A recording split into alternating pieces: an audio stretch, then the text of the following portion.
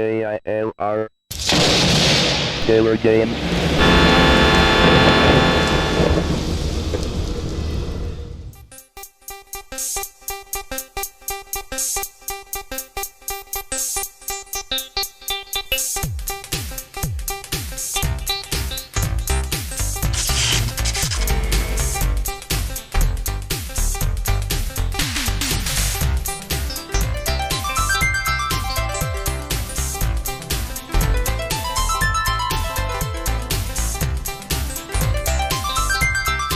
Hello, gamers, simmers, and pilots. I am the Killer Gamer, and welcome to the Chicago tour featuring Microsoft Flight Simulator numero uno, number one.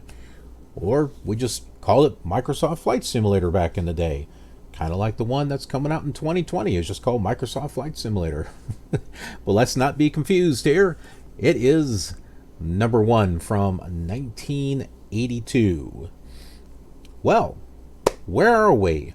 Let's go ahead and talk about where we are, where we're going, how we're going to get there, and what we're doing in between. Okay, so here is the Sublogic Map for Flight Simulator 1. Microsoft. Well, you know, Sublogic is also part of it, but yeah. So how many airports were there? Well, 5. That's it. That's all there is. Well, in the Chicago area. There are other areas. So, we've already flown from Meigs to Chicago. We're flying around VORs is what we're doing. We're gonna get as much as we possibly can out of this old simulator. So, we're here at Chicago Midway. We're going to be doing what we did on all the other simulators. We're going to be flying over to Meigs and doing a touch and go. A touch and go at Meigs of Flight Simulator 1. Who would have thunk? And then, after that, we'll be flying over here to Joliet. And then Peotone. And then landing at Greater Kankakee. So that is the master plan. Hello there, JR2X. How are you getting your computer to run this old of a program? It is an emulator called PCE.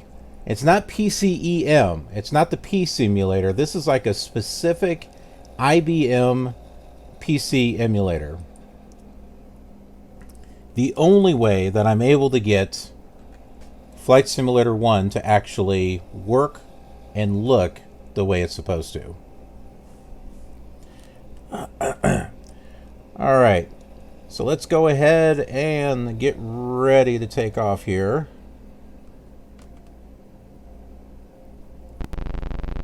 Engines are started.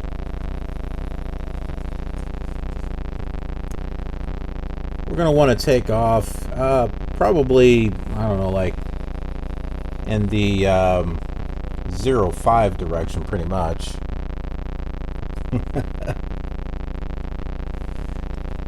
Now, trying to remember all the controls, that's another thing. Because you have to, there's like F keys and stuff that you have to use in order to move the throttle and stuff. And thank goodness I've got, you know, the actual quick reference chart for it.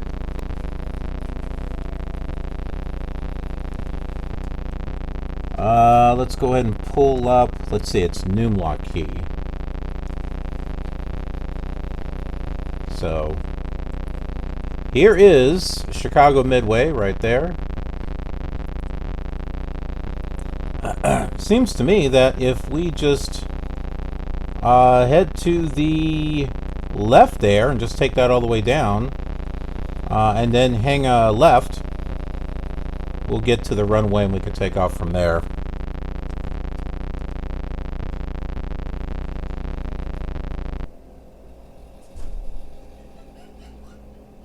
Huh. The engine just died.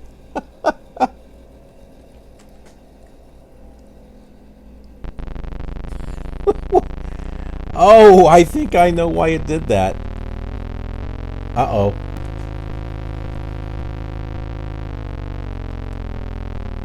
Hang on.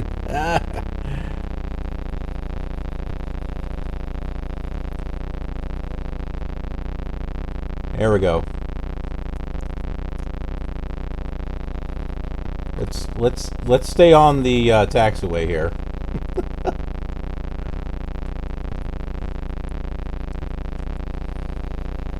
Yeah, F2 is full throttle. F4 is notching up. Yeah, it's not on the numerical keypad.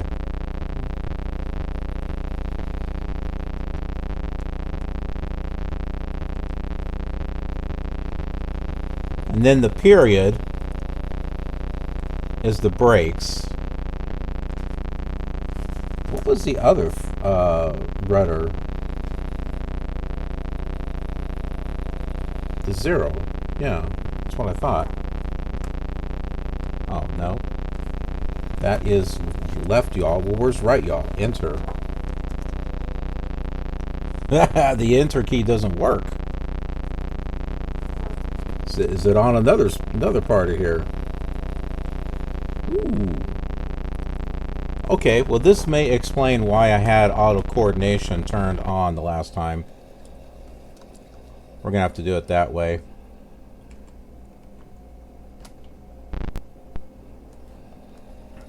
Whenever you do that, it turns off the plane.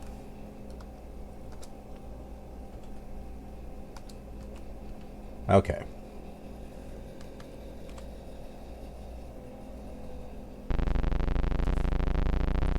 Now I think we're ready to roll here.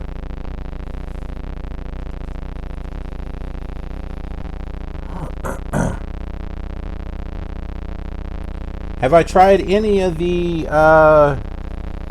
flight sims that were on the ZX Spectrum? No, I have not, actually.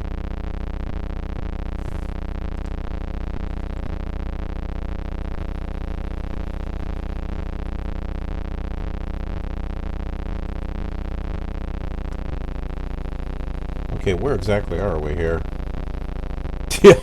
Well, we are not on any known...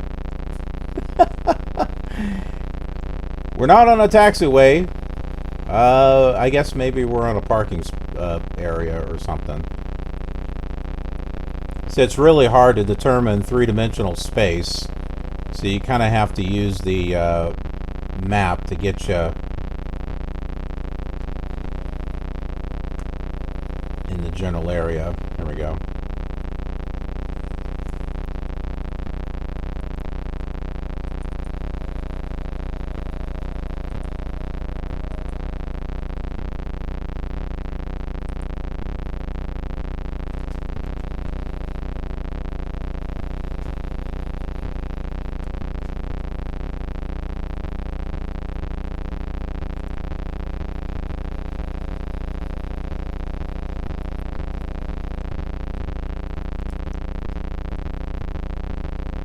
I gotta remember this one actually has landing gear as opposed to the Commodore 64, which is a Piper and does not have landing gear. So this, they modeled this one after a Cessna.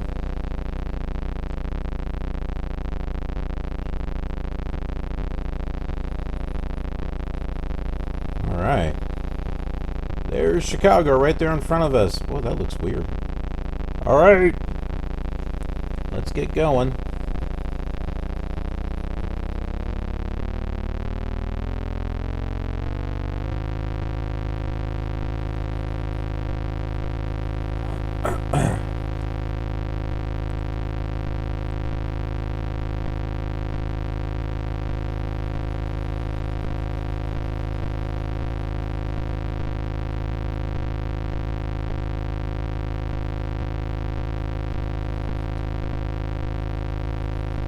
Okay, we are airborne.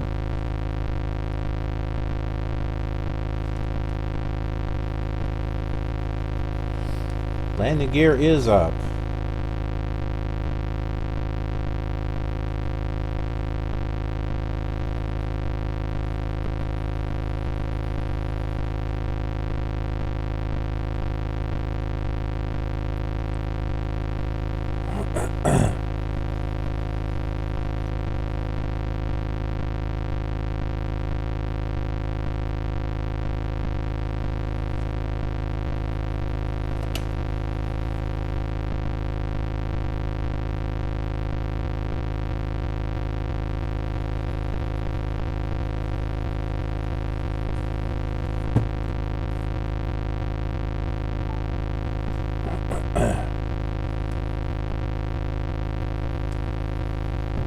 work our way around here.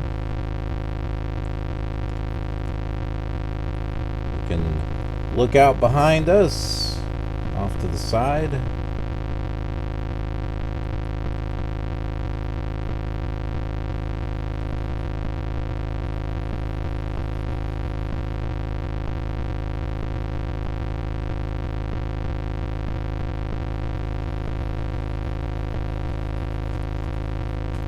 Alright, let's go ahead and level off here.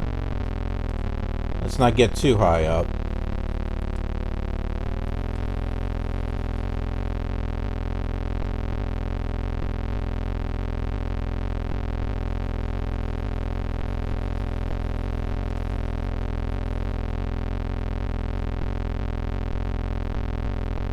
Okay, that looks like Meigs right over there.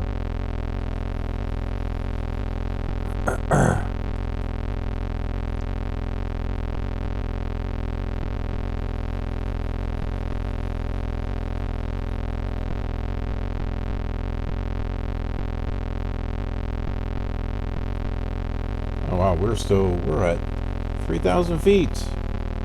No, we want to get lower than that.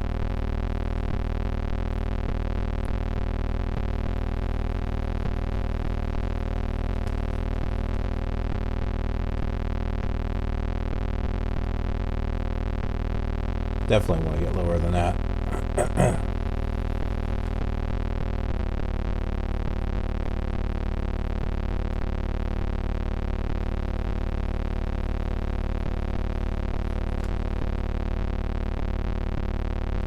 Should probably look up the keyboard controls for flaps.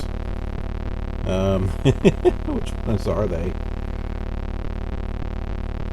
F5, F6, F7, F8. Wait a minute, that's the throttle though.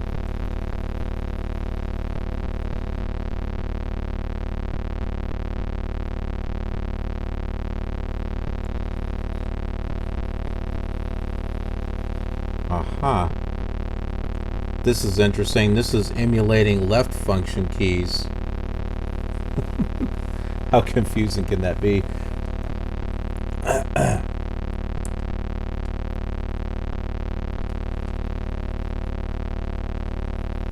Alright, there is Meigs over there.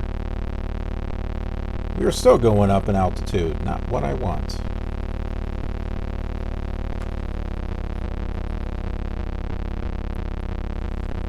Let's lower the landing gear. That'll help.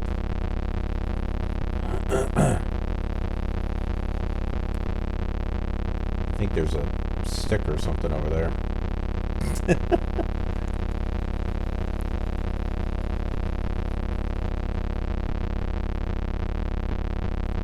It's dusk, so it'll be turning nighttime here soon.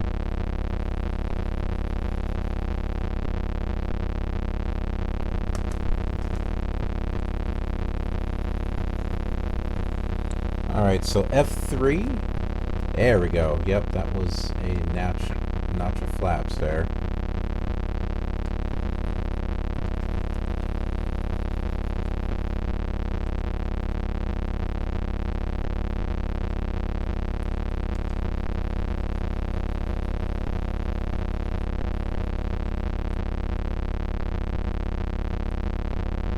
Let's bring it down one more notch of flaps.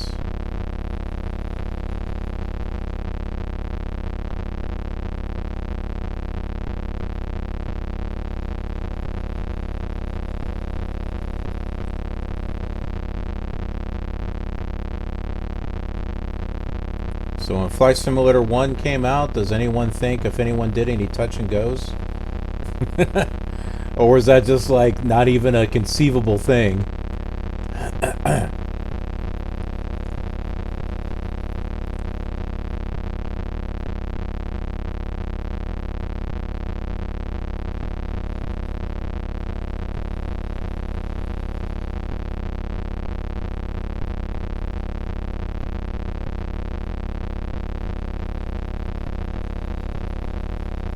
Alright, it is now nighttime.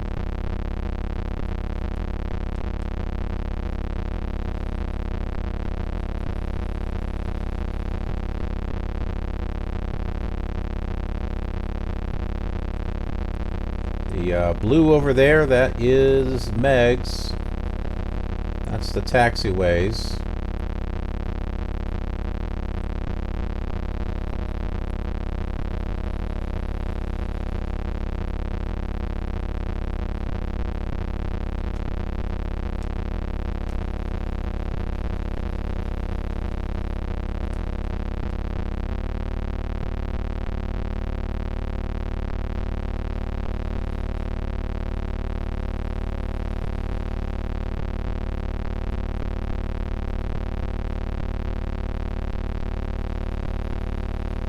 Okay, so Meigs is coming up.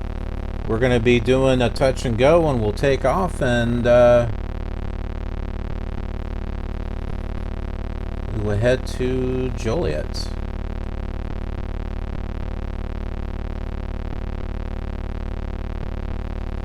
Oop, I think I passed the runway. I think I see it. It's right over here. Got to go over in this direction.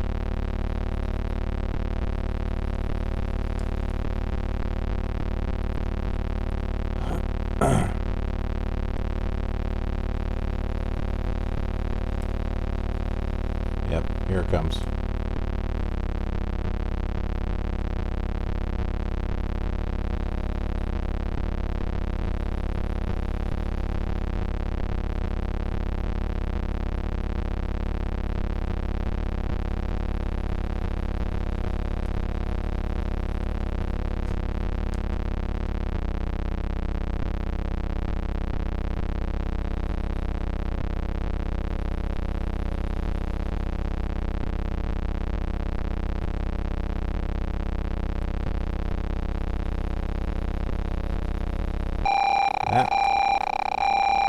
Okay, well, we did touch down, not on the runway, just prior to it. Crap.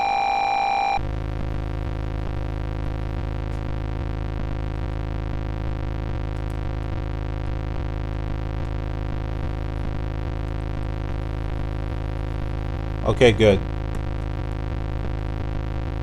Yep, we're back up in the air again. Good, we didn't roll off into the water. So there it goes. Merrill C. Meigs, we miss you.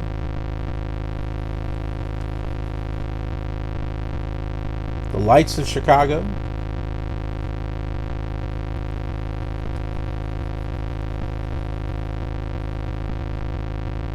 Boy, looking at these lines, it's really hard to tell if you're flying straight and level or not. This is where you got to use your IFR training here.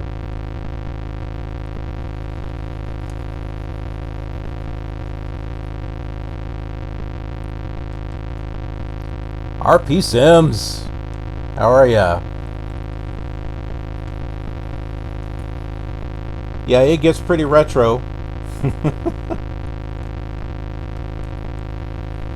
That's Merrill C. Meigs back there. We just did a touch and go. Kind of touched down prior to the runway, but at least we didn't crash.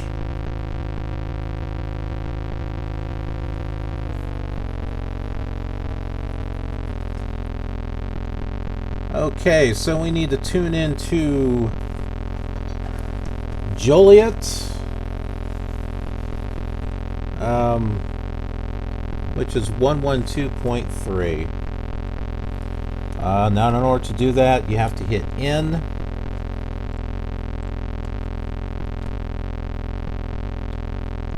You see the nav radio, how it's changing there? And there's only one nav radio. We only get one nav.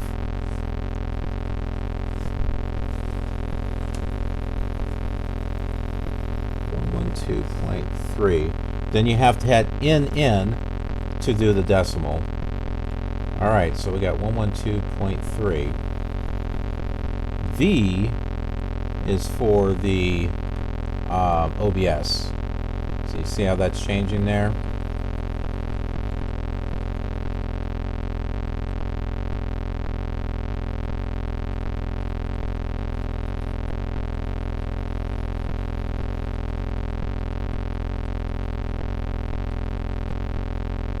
There we go, 248. That is our heading.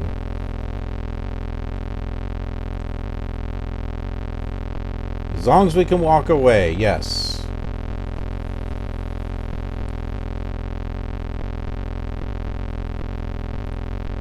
That has a really interesting look.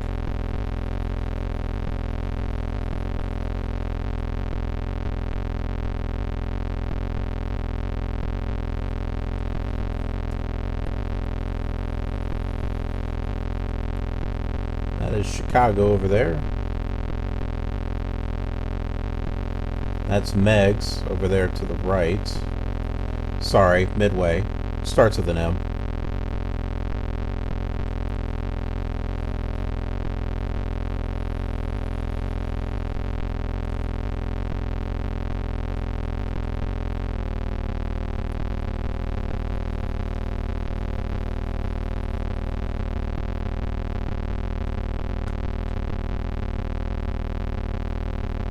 Trying to use the pitch trim. Trying to get ourselves to level off here.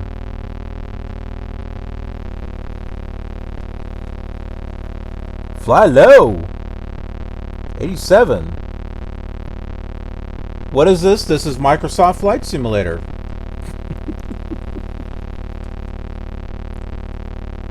Which one? 1982 or 2020? They're both called Microsoft Flight Simulator.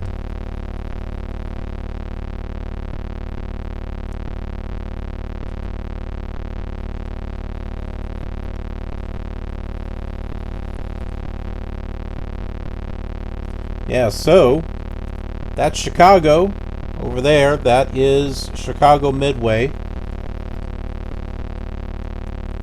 Meigs is behind us. We just did a touch and go over there. We are on our way to Kankakee. The long way around. There's only 5 airports in the Chicago area on the original Flight Simulator.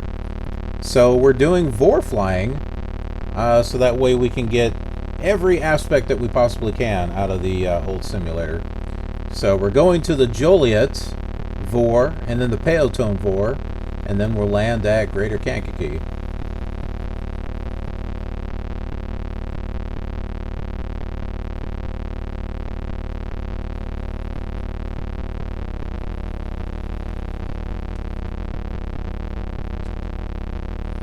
Still trying to get ourselves to level off here.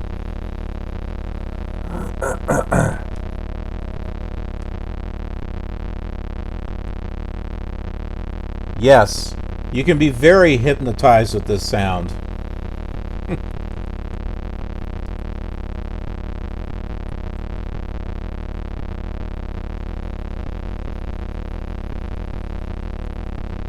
I'm getting close to getting my the heat sink on my i7 board. I got the clamp and stuff installed on the back, so now today, hopefully, I'll be getting this thing on there.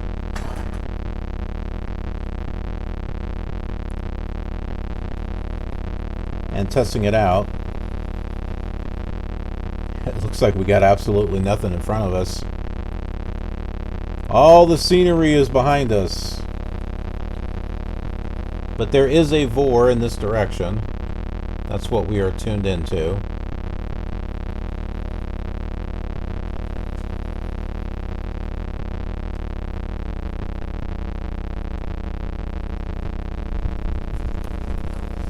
Now, according to the keyboard controls, there is a DME on here, but it's not on the dash. Where did I see it?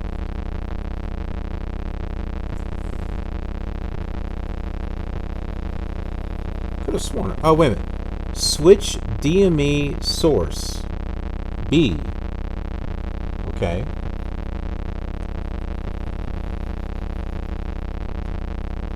Well, that didn't do anything.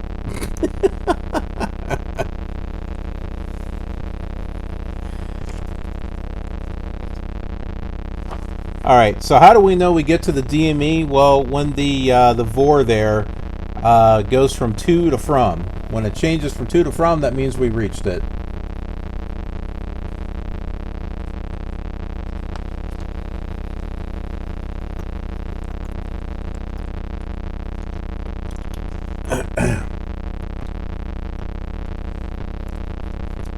Definitely IFR flying here.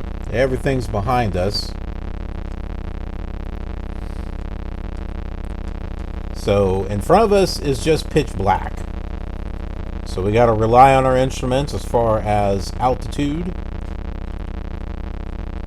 and heading and artificial horizon. Make sure we're not turning or diving or anything like that.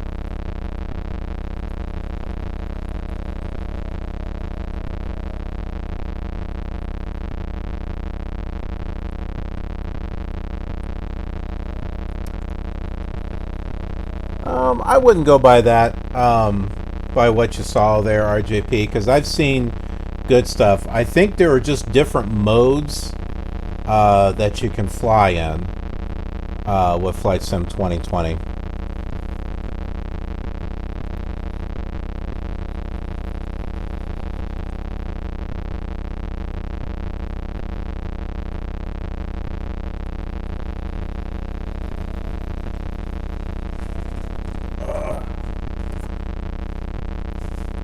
I mean, I'm getting myself prepared. I already have my new graphics card. That's my 2070 Super.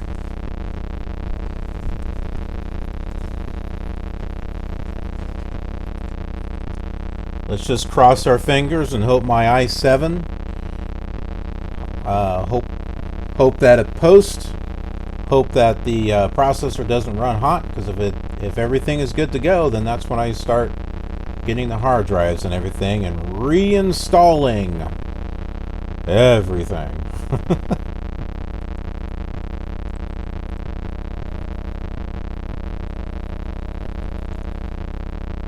Alex Nessie, hey, how are you? Yeah, I'm making a huge upgrade in graphics cards. I have a GTX 760 right now.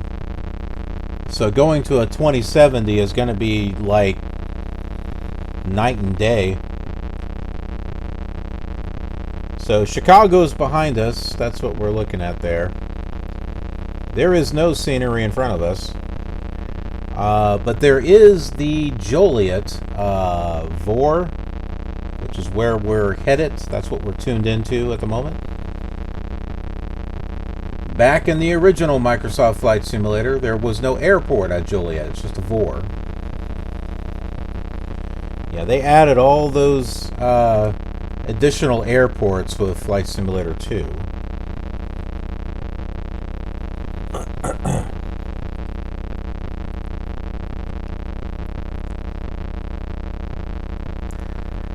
I'm doing pretty good. Doing good. On the channel today is Throwback Thursday. So we are going all the way back to Flight Simulator 1. I actually do a lot of retro flight simulation on the channel. I do modern ones too, P3D and X-Plane 11. But I've also I've done Flight Simulator 4 and 95, 98, 5. I've got the old X-Planes, X-Plane 5 through 11.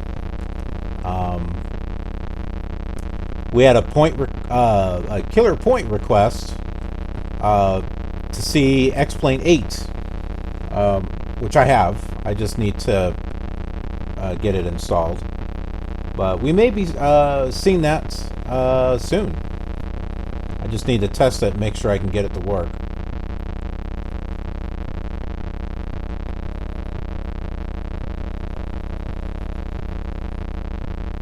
Ah, okay. Yeah, that's what I'm hoping, is to getting a box copy. I'd rather have a box copy. especially considering the size.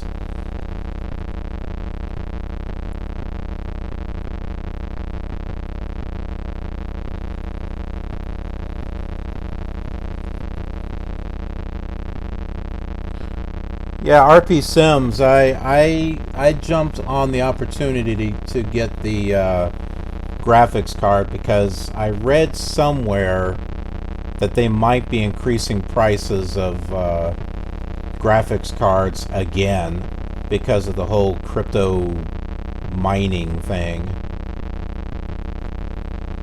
which is kind of crappy. You know, they raised the prices because of that stupid crypto mining, and it screws the gamers that are trying to get a card for the system and who could care less about mining for cryptocurrency.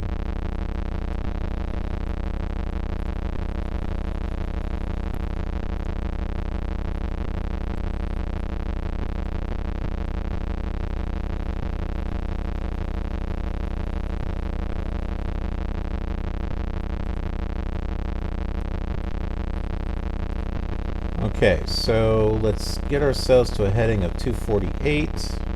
We're close to it. There we go. Close to it.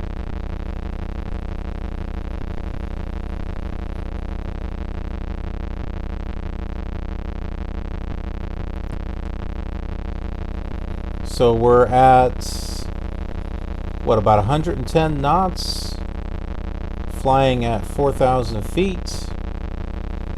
We're tuned in to the Joliet VOR. Have no idea how far away we are from it.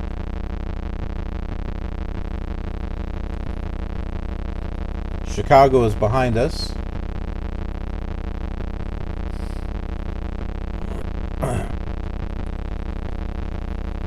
And we're heading out into the abyss.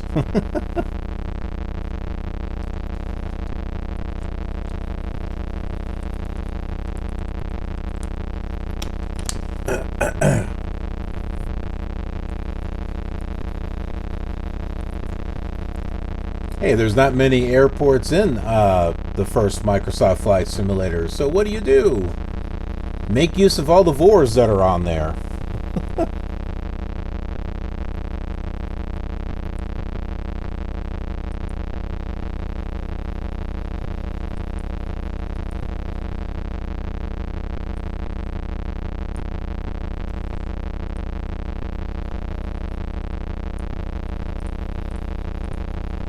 Let's take a look at that and I'll show you exactly what I mean.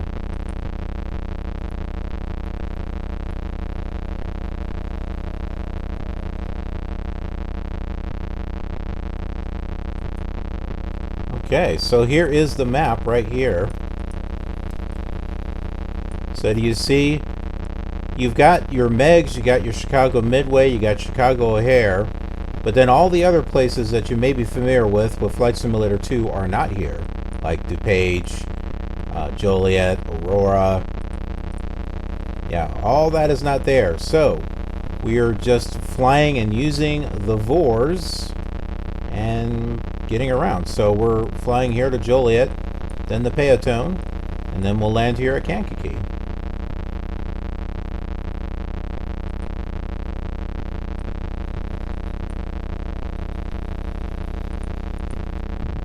And that's a scanned copy of my actual map.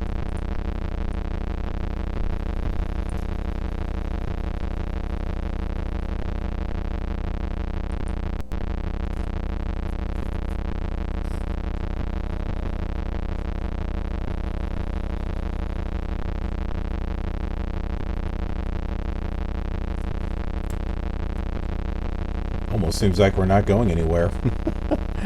But I know we are. I know we're moving.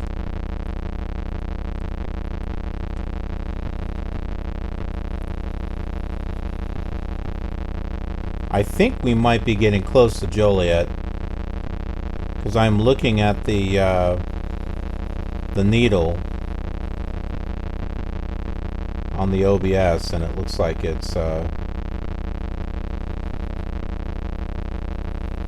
starting to move off there. Here's another interesting thing too. With Flight Simulator 1, this is the only one that actually had an RPM gauge right here. Because later on they replaced it with a second VOR and they put the RPM as a digital thing sitting over here.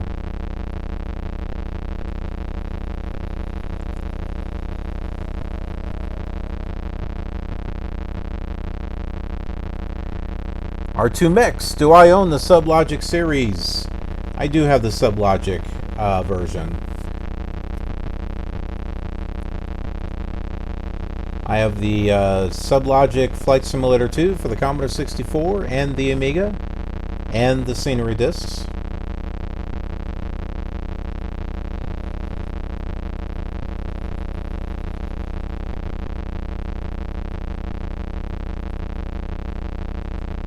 And I got videos on those over on YouTube. But interesting that you mentioned that, because tomorrow I will be streaming Sublogic Flight Simulator 2 for the Commodore 64.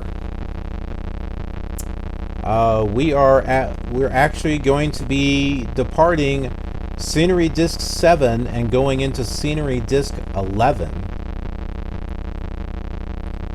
which is like the Lake Huron, Detroit area. So yeah, tomorrow's going to be a pretty big event.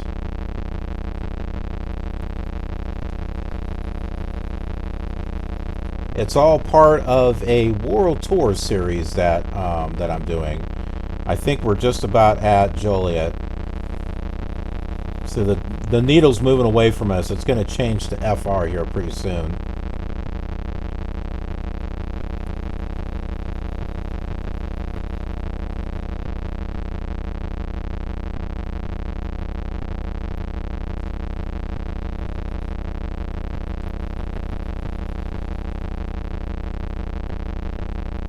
Since it says FR.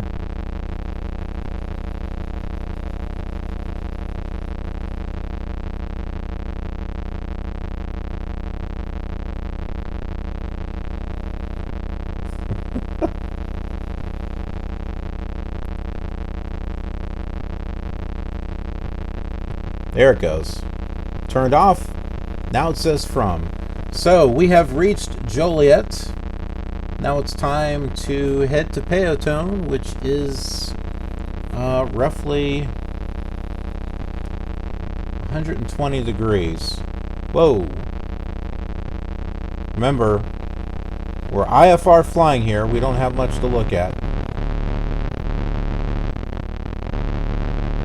Well, that sounds scary.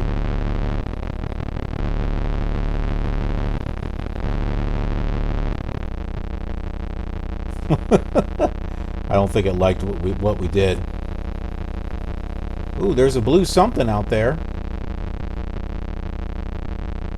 Is that where Kankakee's at? That's in the general direction. Alright, Peotone is 113.2. So we'll hit N. 113, hit NN twice. There we go, 113.2.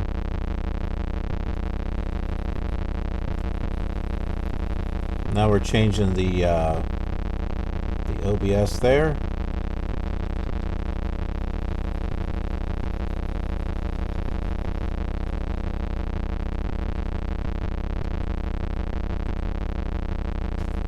Okay, there we go. Yeah, I think that is Kankakee right out there.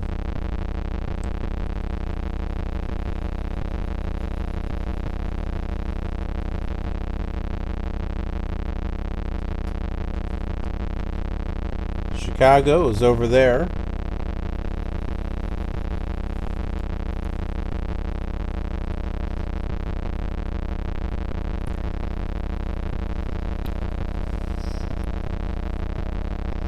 JR2, it's no big thing. Don't worry.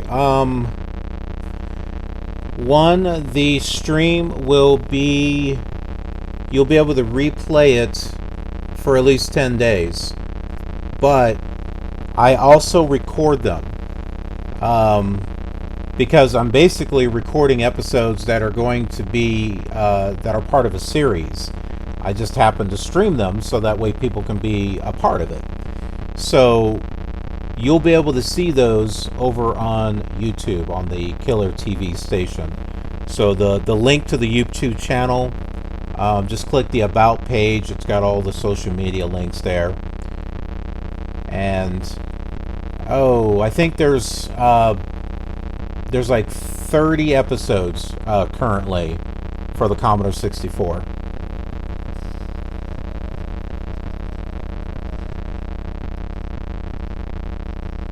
Thanks, Alex Nessie. Appreciate it. Have a good one.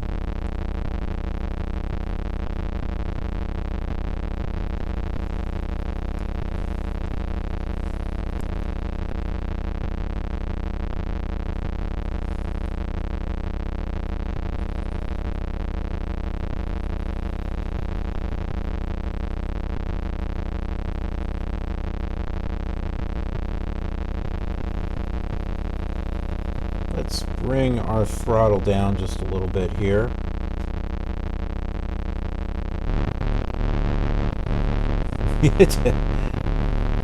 That doesn't sound good.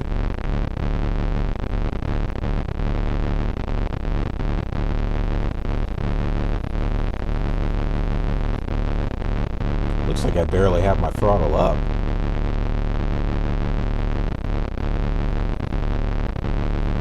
I mean, we're over 4,000 feet. We want to be lower.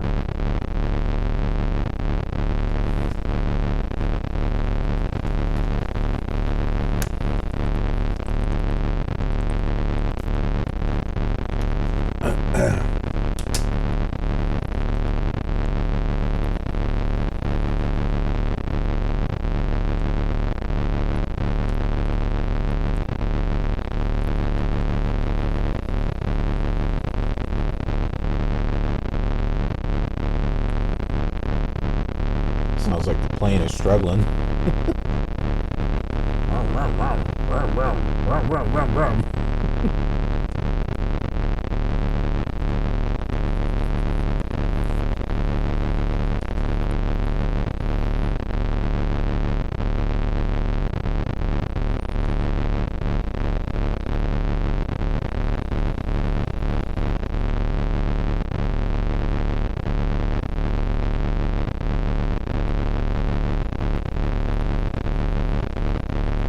And just think how much of a big deal this was when it first came out.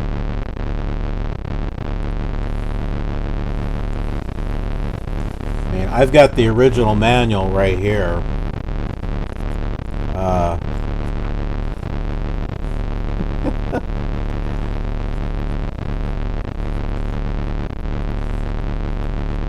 Kind of start off here from the beginning. Microsoft Flight Simulator is a second generation real-time flight simulation program for microcomputers. Now you may be thinking, wait, second generation? Isn't this Microsoft Flight Simulator 1? Yes, it is. But the original was Sublogic Flight Simulator, which was like for the Apple. And you thought if this was difficult to look at, you should see that one. So yeah, Microsoft Flight Simulator, this is actually the second generation, although this is version 1.0.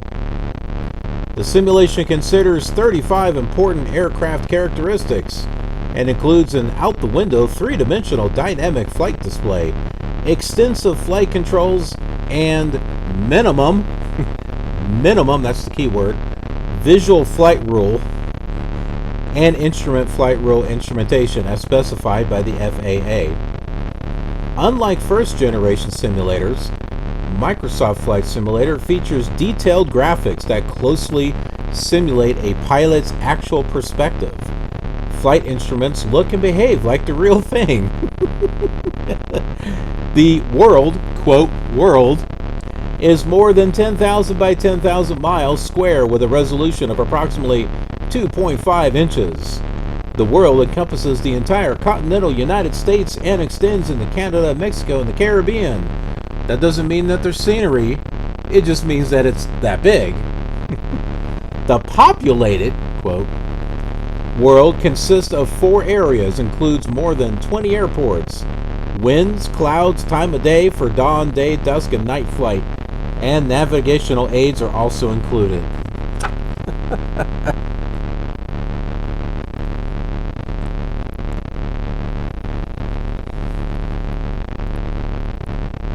The added features make the aircraft more difficult to fly than first-generation simulators.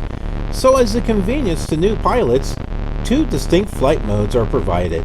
If you have never flown before, you can use Easy Flight Mode to learn the fundamentals of flight control. In Easy Flight Mode, you fly in optimal conditions and use only the primary flight instruments and controls. When you have mastered the basics of flight, or if you are already a seasoned pilot, you can select Reality Flight Mode. Reality Flight Mode simulates more sophisticated flight factors. In either mode, you can add environmental conditions such as wind, time of day, and turbulence. Yeah, you don't want to set it in this simulator. I'll tell you that right now. It's beyond realistic on there. It's a little way overboard. You can also set a reliability factor that determines the frequency with which flight problems arise. You can even set up test situations.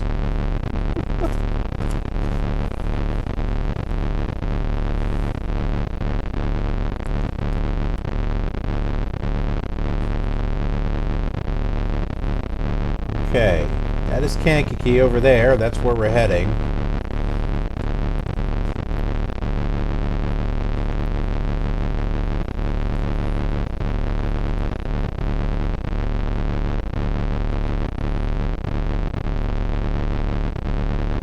Don't let the engine deceive you. Engine sounds like it's having problems. It's fine. All right, RP. We'll see you in a bit.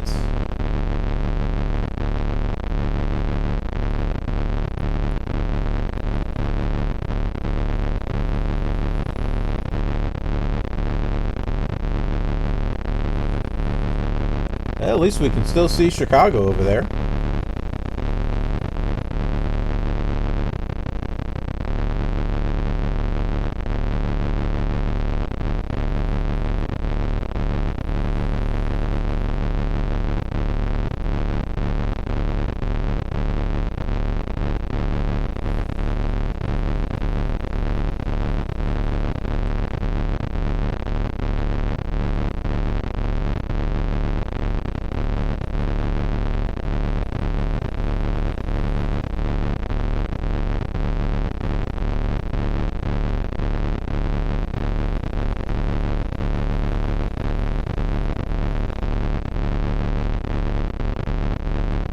Wonder. Oh, well, the engine sounds normal now.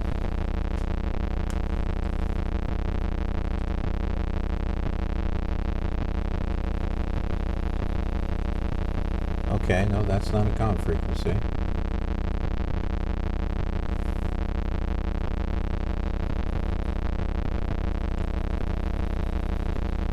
We still haven't reached Peotone yet.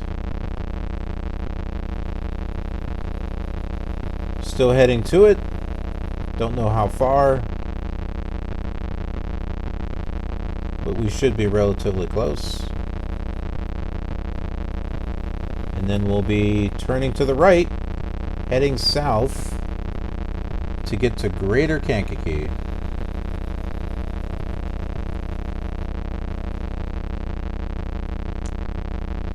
Control tower is 123.0.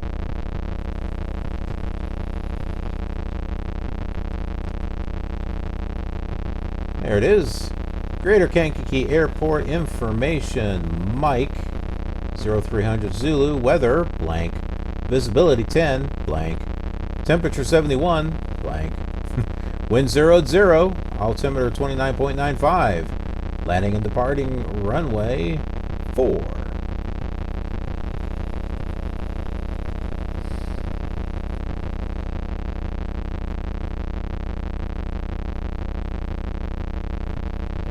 I'm not going to be swinging all over the place just to go to runway 4.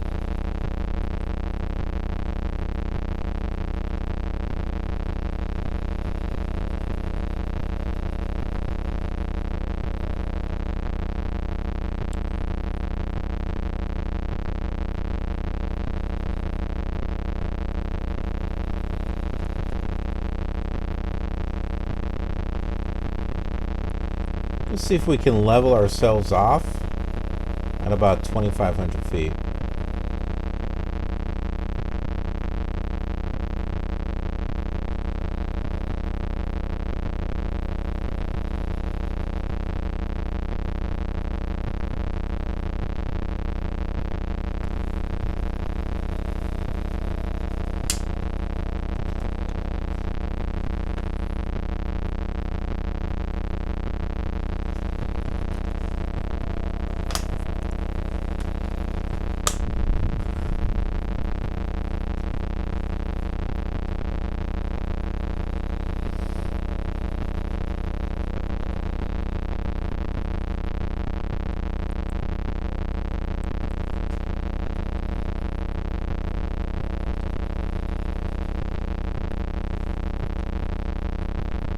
About 100 knots.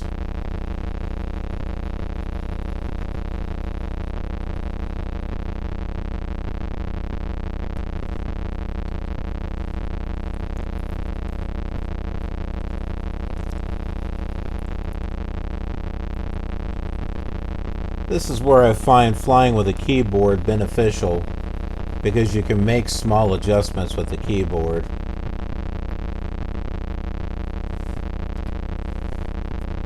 Like with the trim and everything else.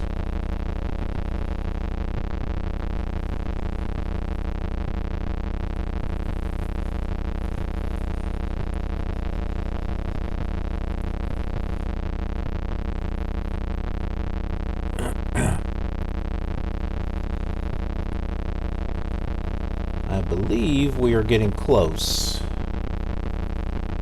to Peotone.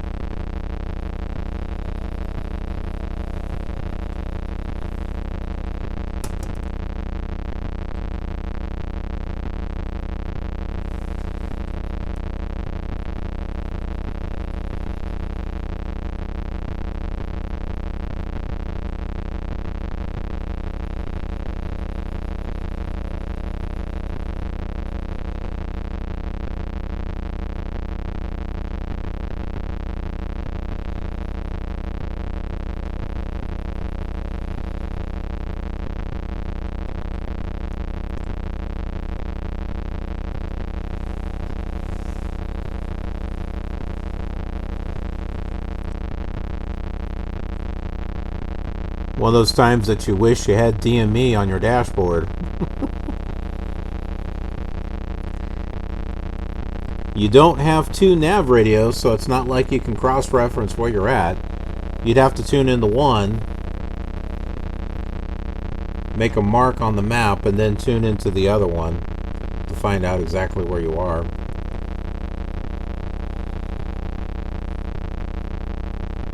But I think we're getting close, because the needle's beginning to move away very quickly. Yep, it now says from. So we have reached Peotone. We are on our way to Greater Kankakee now. So there it is.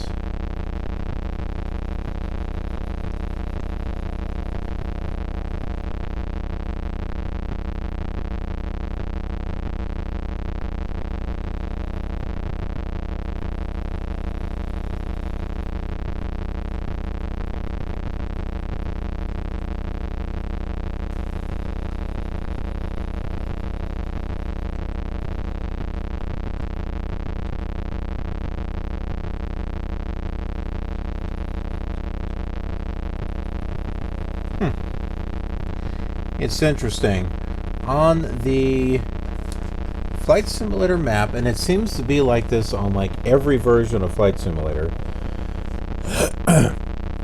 there is a VOR that's listed at Kankakee, but it's got a T in parentheses, and it's 111.6. Not on any simulator have I been able to tune that in and get anything.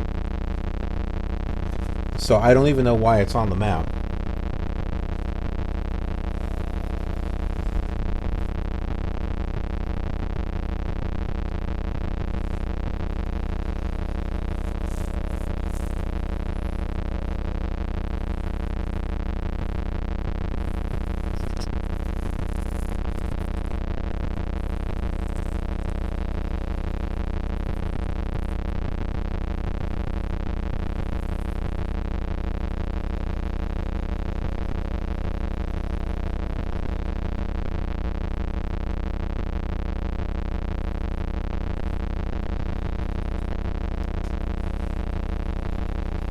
I am going to change the nav back to Peotone again and see if I can find a vector to fly out from here.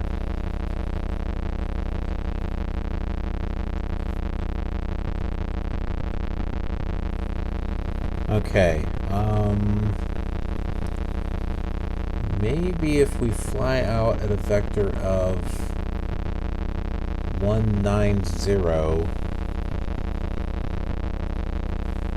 that might get me somewhat close to the runway 18, I'm hoping.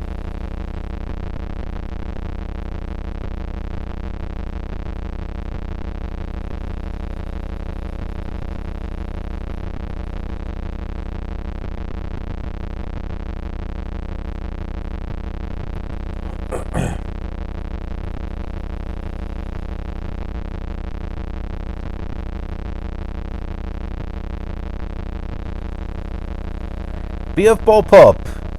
Hey, where am I flying today? That is Greater Kankakee right there in front of us.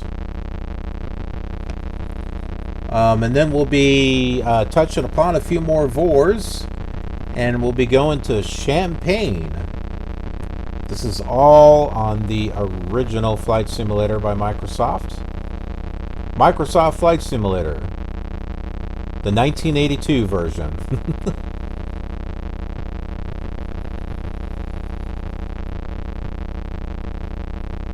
As soon as we land, I'll give you a peek at the map, so that way you can see where it is that we're going. Okay, I'm seeing some more runways. It looks like they're getting a little bit closer. All right, landing gear. We'll put that down in case you are wondering where all that is at. Right here, gear up. Just press the G key. Now it says down. Here's your flaps right here. This is your trim. This is your throttle. It's all keyboard controls. So let's see. We're going to drop one thing of flaps. That's the F3 key.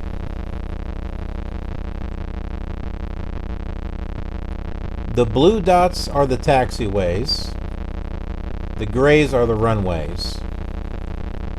And we're going to be landing on runway 18. Inosake! Yeah, it doesn't get any better than this, does it?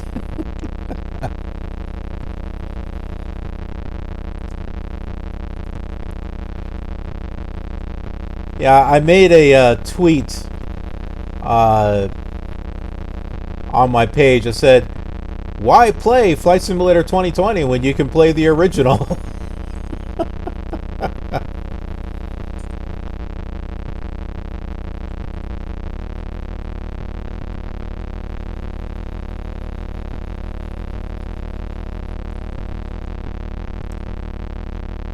Now remember, folks, it's very important that we look at our instruments. It is very hard to tell how high up we are. Visual is very limited, so be sure to keep an eye on the instruments. Like our airspeed, we want to make sure we're not stalling, because that's bad. Our altitude. Looking at how, the vertical speed. Runway 18, we're coming up to it here.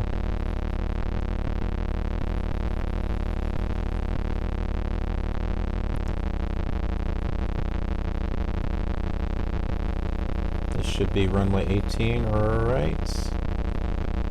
Right there? Okay, well, maybe that's not runway 18. Looks like it's going to be runway 16.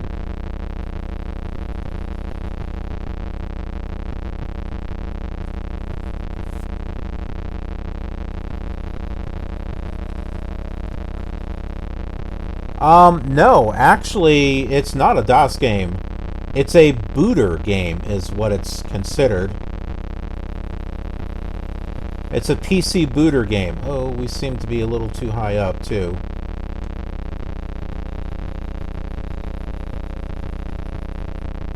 don't think we're going to be able to land. I think we're going to have to...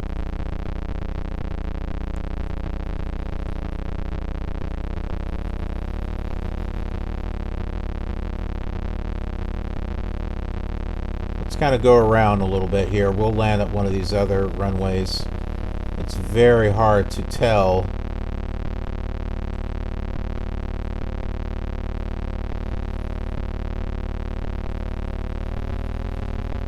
Well, I'm trying to get us up.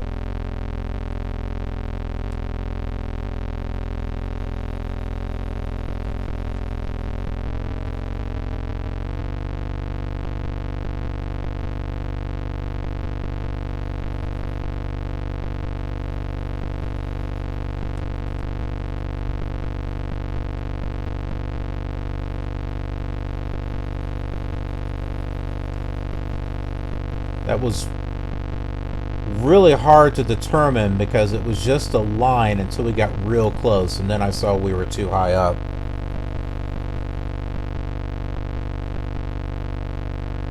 Nope, no ortho or mesh available.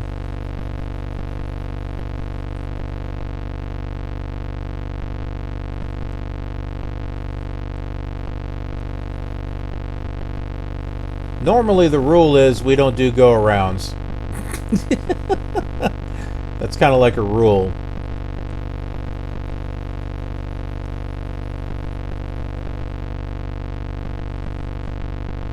But this one I was way too high up.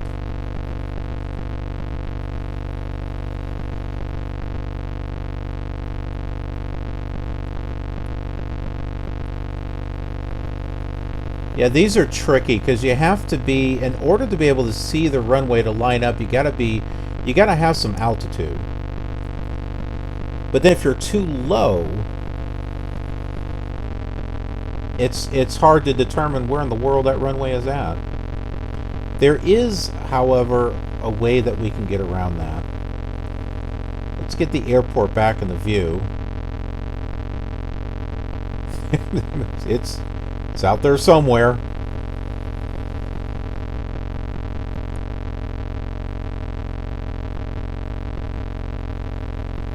FS1 and FS2 were both booter games. They didn't load on top of DOS. They were just on a floppy. You stuck it in and it booted right off of it.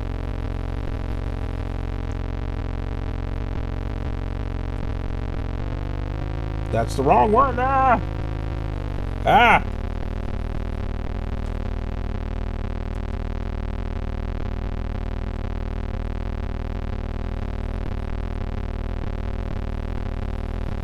I hit the wrong key. There's the fuel box. We've almost got it. I hit the wrong keys and we started going at full throttle and everything was a mess. Now, Flight Simulator 3, that was a DOS game.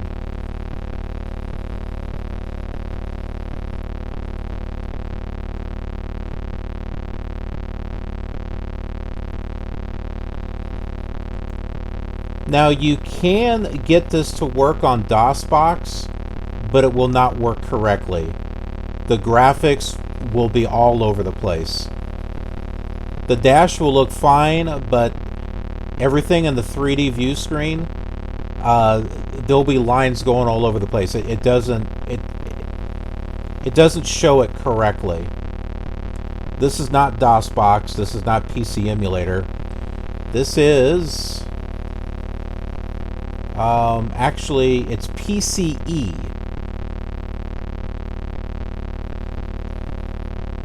It's an emulator, but it's very specifically an IBM PC emulator, an AT emulator, which is why this is looking the way it should.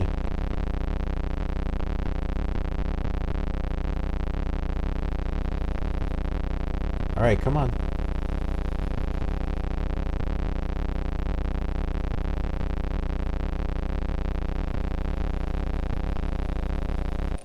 Yay!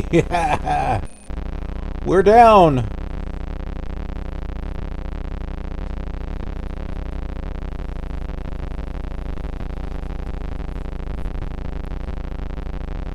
And believe me, when I stumbled upon this and I got Flight Simulator 1 to look the way it was supposed to look, I was just super excited.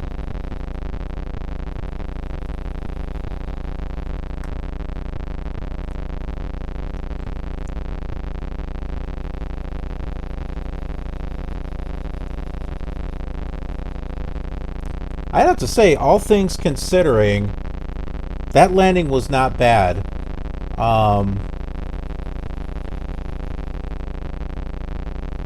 Considering that our scenery is limited, and trying to fly around where it's completely pitch black.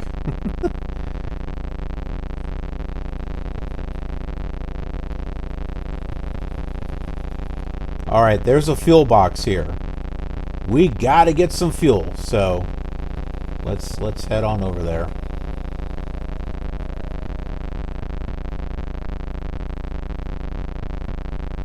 Really?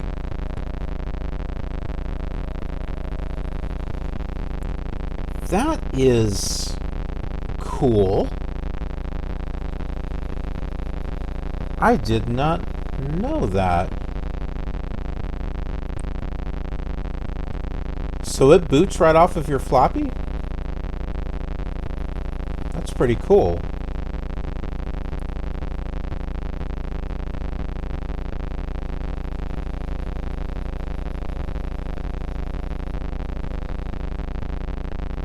That's promising then, because I am working on a machine.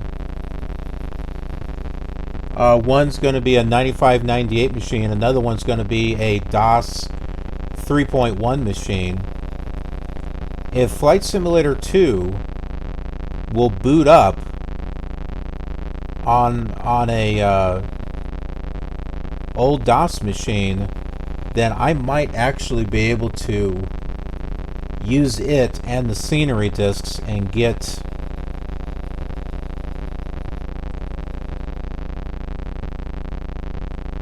and be able to do the same flights that I'm doing with all the other simulators. It's hard to explain, but some of the areas of the scenery discs are on the same layers of copy protection. So an image of the disc bypasses that copy protection, and you wind up losing chunks of that scenery as a result. So when I was making videos using Microsoft Flight Simulator 2 and the scenery discs, there are some areas that were not there, so I had to switch over to like a Tandy emulation, which I was able to get working with those scenery areas, but the Tandy emulation is not perfect. And so the graphics on it kind of look a little harsh, but yeah, if I can run that off of DOS or Windows 98, then that'll be perfect. My old board is an AT board. I have two old boards, but the one that yeah, we got fuel. Yeah, so the board that I've got, it's a tie-in board. It's right here. It is a S1590S Trinity 100AT. It is a baby AT form factor board. It has a AT style keyboard connector. So I had to get an adapter to plug in, you know, a PS2 keyboard to it. It's got ISA slots, PCI slots, and one AGP slot. And it will run, you can install DOS, Windows 3.1, 95, and 98 on it. Maybe XP. But I know at least up to those you can. So, here we are at Kankakee. Man, that was an interesting landing. I'd have to say, not to gloat or anything, but I'm rather happy how that landing turned out, just because trying to navigate around scenery when it's completely black and all you can see is the airport, I really wasn't sure when turning around, trying to make that go around, if I was going to be able to line up with the runway or anything. I remember having trouble with stuff like that back in the early days with the Commodore 64. But this one turned out rather decently, and we were able to land. So I was quite happy with that, and I hope you're happy with that too.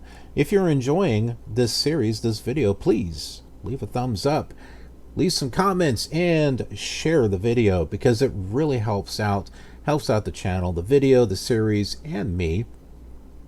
Gets it out there so that way people know that a Flight Simulator 1 series actually exists. And if you're new here, be sure to subscribe. That way you get notified of future flight simulation content that is coming to the channel. I have content coming out pretty much every day of the week. At least I try. And then, if you're into live streaming, head on over to Twitch. That way you can join me on these flights as I'm recording them. Love to have you there. Just like all the other fellas that were here with me on the flight. You can be there too. Love to be able to meet you. And even if you don't want to talk, that's okay. Just come on by and hang out. Enjoy the morning or the afternoon or the evening, depending upon what time it is when you come by. Just come by and hang out. Love to have you there. And then Twitter for KILR official news and announcements, retweets of things that I think you might find interesting. It's a way for me to be able to communicate directly with you folks. Instagram is for photos and pictures of projects that I'm working on behind the scenes. Snapchat happens to be photos of whenever I feel like putting something on Snapchat and throwing stickers and labels and who knows what. And then Patreon for those of you who would like to support me and the channel and what it is that I'm doing. Anything that you're willing to do is greatly appreciated, and there are bonuses and rewards just waiting for you. Other than that, thanks so much for watching, and I will see you on the next leg of our tour. Have a killer awesome day.